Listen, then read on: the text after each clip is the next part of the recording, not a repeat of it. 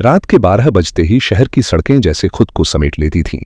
हल्की धुंध, टिमटिमाती street lights और दूर से आती गाड़ियों की हेडलाइट्स। लेकिन उस रात कुछ अलग था। एक सफेद जोड़े में दुल्हन सुनसान सड़क के बीच खड़ी थी। उसका चेहरा बेहद खूबसूरत, लेकिन आंखें खाली, जैसे किसी का इंतजार कर रही हो। एक कार धीरे धीरे उसके पास रुकी। ड्राइवर ने खिड़की नीचे की। मैडम, इतनी रात को यहां? दुल्हन मुस्कुराई, धीरे धीरे आगे बढ़ी और अचानक वो कार से लिपट गई। ड्राइवर घबरा गया। अरे ये क्या? और अगले ही पल कार बेकाबू होकर पेड़ से टकरा गई। अगली सुबह ड्राइवर मृत मिला।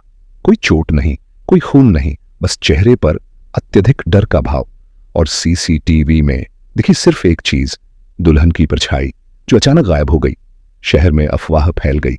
12 बजे की दुल्हन मौत लेकर आती है। लगातार 5 हादसे हो चुके थे। हर बार वही समय, वही सड़क, वही दुल्हन। केस सौंपा गया इंस्पेक्टर आदित्य वर्मा को। आदित्य तर्क में विश्वास करता था। कोई भी घटना बिना कारण के नहीं होती।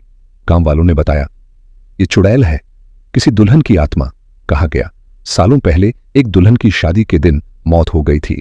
आदित्य ने रिकॉर्ड चेक किए, ऐसा कोई केस मिला ही नहीं। पहला झूठ आदित्य ने नोट किया। घर वालों ने एक तांत्रिक को बुलाया। उसने दावा किया, इस लड़की के अंदर आत्मा है। रात को पूजा हुई, मंत्र, धुआं, डर। लेकिन लड़की की हालत और खराब हो गई। आदित्य को शक हुआ। उसने तांत्रिक की जांच की। वो पहले भी ऐसे कई केसों में लोगों को डराकर पैसे ले चुका था। डर बेचने वाले, आदित्य गांव वालों ने बताया। लड़की रात में घर से निकलती है। लड़की का नाम था काव्या। नई नई शादी हुई थी। पति रोहित। घर वालों ने निगरानी शुरू की और एक रात ठीक 12 बजे काव्या उठी, आंखें बंद, चेहरा बदल चुका था और वो धीरे धीरे बाहर चली गई। घर वाले कांप उठे। ये इंसान नहीं है। आदित्य खुद उस रात वहां मौजूद था। उसने काव्या को फॉलो किया। सड़क पर वही दृश्य, दुल्हन बनी काव्या गाड़ियों के सामने जाती और उन्हें रुकने पर मजबूर करती। लेकिन इस बार आदित्य ने उसे रोक लिया। काव्या, होश में आओ। काव्या अचानक चीखी, मुझे जाने दो, मुझे कोई बुला रहा है, और बेहोश हो गई। अब तक सबको यकीन हो चुका था, इसमें आत्मा है। लेकिन आदित्य ने हार नहीं मानी। उसने कहा, इसे डॉक्टर के पास ले जाओ। पहले सबने मना किया, यह भूत है, डॉक्टर क्या करेगा? लेकिन आखिरकार काव्या को एक मनोचिकित्सक, साइकेट्रिस्ट के पास ले जाया गया।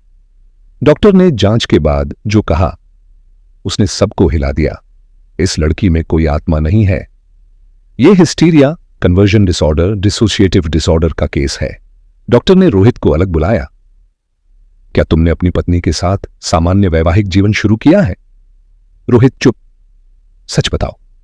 रोहित धीरे से बोला, नहीं। डॉक्टर ने समझाया, काव्या मानसिक और भावनात्मक तनाव में है। उसकी भावनाएं दब रही हैं और दिमाग उसे अलग रूप में बाहर निकाल रहा है। हिस्टीरिया क्या है? Detail explanation.